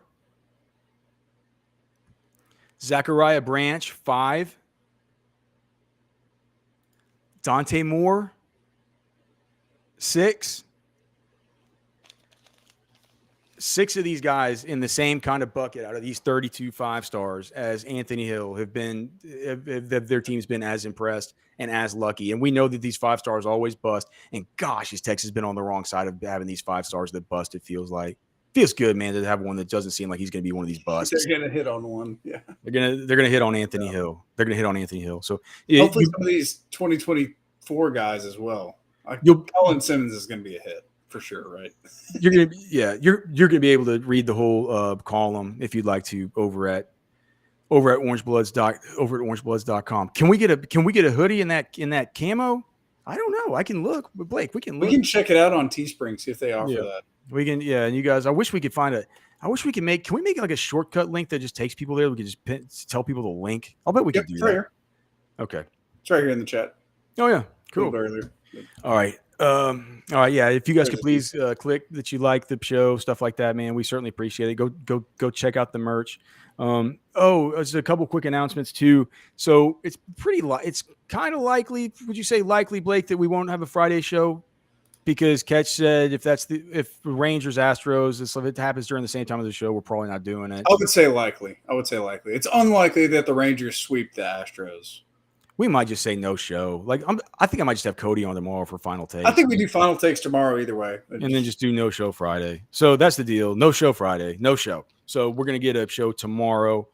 And if Cody can do final takes. But I think that's the plan for now. Blake, do you know anything about this game tonight? Baseball with friends? We can make some picks. I'm not too crazy confident either way. Let me pull up the it's going to be interesting. The Rangers are throwing Max Scherzer, who just hasn't pitched in a while. He's an all-time great. I know Max Scherzer, but is he not good anymore? No. He is good, but he's been injured recently. This is his first start in a while, and I'm just nervous because the Rangers are up 2-0. But let's I haven't looked at what PrizePicks has yet, so let's check it out. Okay, it's still loading it's going. PrizePicks is going slow for me. Okay, so let's see MLB. So we got Scherzer at 4 strikeouts. Are you kidding me? Of course he's going to throw more than that. It's Max Scherzer. Well, maybe not. Maybe not. Say he's been a little bit more sporadic than you might Christian think. Javier. Let's see about him. Gosh, he usually throws more than that, but he's not usually playing the Rangers, right? Is there any? Let me just look at this real quick. I want to see if. Let me just see if the rush yards for Pavi is going over. All right, so we're getting that going. That's a lock. Okay. You know what? For these other ones, in this FIU stuff, I'm taking all the under. I'm taking the under right here too. Okay, and then the see any of this total bases look any good to you? Corey Seager. Oh, if you're gonna take one, you take Corey Seager. Do you like hits more than that or something? Hits. Ooh. Hits plus runs. I don't like total bases. I just really don't. You know what? He has not hit the hitter fantasy score in the last 2 games in this series. I feel like he's due to hit that. Seager? I feel like Seager fantasy score. Okay. Well, Alvarez isn't Alvarez much better than 7.5 points a game? Look at him. He's like these 30-point games. Oh, he's a monster. Dude. He's an absolute monster. He's so good. Of course I'm going more on him. We should take all the mores on the Astros, Alex. Because I'm just not going to hit these. What is this? What I got so far? 4 will be good. I'll have those to watch. Yeah, let's roll it. All right. Cool. So we got that done, man. We got that done. Anything else? Any other announcements we got? Anything we got to share with the old chat? Anything we got to? Oh, good. I'll get put up off the the merch QR code one more time. We got more stuff than just the camo hat, even though the camo hat is really cool. We got shirts and trucker hats and. Yeah, we also somebody was asking about a hoodie. There's a black hoodie. I'm not sure. Is that a hoodie? I don't know what that thing is. Yeah, we do have a black hoodie for sure. Yeah, there's all kinds of stuff. Can we break down the Ohio State versus Penn State matchup tomorrow? I don't if Cody's on, sure. Yeah, I haven't watched enough Ohio State and Penn State to really do a great breakdown on it, but we'll try and get that done. I'm gonna get this column up. I'm gonna get the ranking sheet sent out to the guys at Roster Watch. So thank you so much. Sandman asked earlier, best barbecue in Texas. I mean, it's still Franklin, Leroy and Lewis, Interstellar. Those would be my picks. Interstellar is a really underrated one that's right there on 620 up there near Cedar Park. That's the only one I haven't tried. I think I need to go up there. Oh, dude, go there. Get the sweet tea glazed pork belly burn ends. Oh, I will. Yeah, it's done. Yeah, dude, for Absolutely. sure. All right, so check out the merch. Blake put the link out there. Please like the show if you guys are watching it later. We can't tell you how much we appreciate you being along on this ride with us, how much we enjoy being here, doing football with friends with the chat and the Specs chat line, of course. Blake, Anwar, thanks so much to everybody. For Blake,